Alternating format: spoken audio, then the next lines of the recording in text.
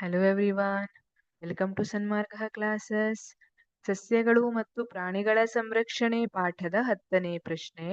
ಕರ್ನಾಟಕದ 2 ಪ್ರಸಿದ್ಧ ಪಕ್ಷಿಧಾಮಗಳನ್ನು ಹೆಸರಿಸಿ. ಕರ್ನಾಟಕದ ಪ್ರಸಿದ್ಧ ಪಕ್ಷಿಧಾಮಗಳು. ಪಕ್ಷಿಧಾಮವನ್ನ ನೋಡಿದೀರಾ? ಏನಿರುತ್ತೆ ಪಕ್ಷಿಧಾಮದಲ್ಲಿ?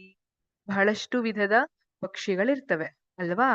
ಹಾಗಿದ್ರೆ ಕರ್ನಾಟಕದಲ್ಲಿ ಯಾವ್ಯಾವ ಪಕ್ಷಿಧಾಮ ಇದೆ ಅಂತ ನೋಡಿದ್ರೆ, ರಂಗನತಿಟ್ಟು, ಅತ್ತಿವೇರಿ, ರಾಣೆಬೆನ್ನೂರು ಇವು ಕರ್ನಾಟಕದ ಪ್ರಸಿದ್ಧ ಪಕ್ಷಿಧಾಮಗಳಾಗಿವೆ. ಇದನ್ನು ಬಿಟ್ಟು ಮತ್ತೂ ಇದೆ. ಮಂಡ್ಯದಲ್ಲಿ ಕೊಕ್ಕರೆಬೆಳ್ಳೂರಿದೆ. ಅದೇ ತರ ಶಿವಮೊಗ್ಗದಲ್ಲಿ ಮಂಡಗೆದ್ದೆ ಅಂತ ಒಂದು ಪಕ್ಷಿಧಾಮ ಇದೆ. ಉತ್ತರ ಕನ್ನಡದಲ್ಲಿರುವಂತದ್ದು ಅತ್ತಿವೇರಿ.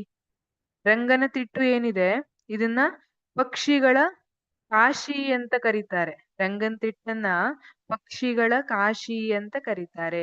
ಇಲ್ಲಿ ಸುಮಾರು 220ಕ್ಕೂ ಹೆಚ್ಚಿನ ಪಕ್ಷಿ ಪ್ರಭೇದಗಳು ಕಂಡು ಬರುತ್ತೆ ಅಂತ ಹೇಳ್ತಾರೆ. ವಲಸೆ ಬಂದಿದ್ದಿರಬಹುದು, ಅಂದ್ರೆ ಆಹಾರಕ್ಕೋಸ್ಕರ ಅಥವಾ ಸಂತಾನೋತ್ಪತ್ತಿಯ ಕಾರಣಕ್ಕಾಗಿ. ಕೆಲವೊಂದಿಷ್ಟು ಸೀಸನ್ ಇರುತ್ತೆ ಅವರದ್ದು, ಚಳಿಗಾಲದಲ್ಲಿ ಈ ತರ. ಅವಾಗ ಅಲ್ಲಿ ಬಂದು ಮೊಟ್ಟೆ ಇಟ್ಟು ಮರಿ ಮಾಡ್ಕೊಂಡು ಅವುಗಳನ್ನ ಕರ್ಕೊಂಡು ಹೋಗಿರ್ತಾರೆ.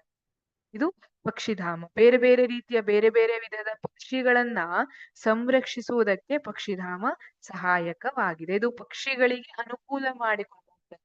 ಅವುಗಳ ಆಹಾರಕ್ಕಿರಬಹುದು, ಸಂತಾನೋತ್ಪತ್ತಿಗಿರ್ಬಹುದು, ಅವುಗಳನ್ನ ಯಾರು ಬೇಟೆ ಆಡದೆ ಇರೋ ತರ ಮಾಡುವಂಥದ್ದಿರ್ಬಹುದು. ಈ ರೀತಿಯಾಗಿ ಅವುಗಳನ್ನ ಸಂರಕ್ಷಿಸುವುದು ಅಥವಾ ಅವುಗಳಿಗೆ ಅನುಕೂಲ ಮಾಡಿಕೊಡುವಂಥದ್ದು. ಆ ಧಾಮಗಳನ್ನ ಪಕ್ಷಿಧಾಮಗಳು ಅಂತ. ಇನ್ನು ನಿಮಗೆ ಹೆಚ್ಚಿನ ಪಕ್ಷಿಧಾಮಗಳನ್ನ ಕಲೆಕ್ಟ್ ಮಾಡ್ಕೊಳ್ಳಿ ಅನ್ನುವಂತ ಒಂದು ಟಾಸ್ಕ್ ಅನ್ನ ಕೊಡ್ಲಾ? ಎಸ್.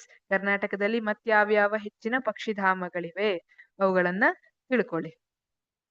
Thank you.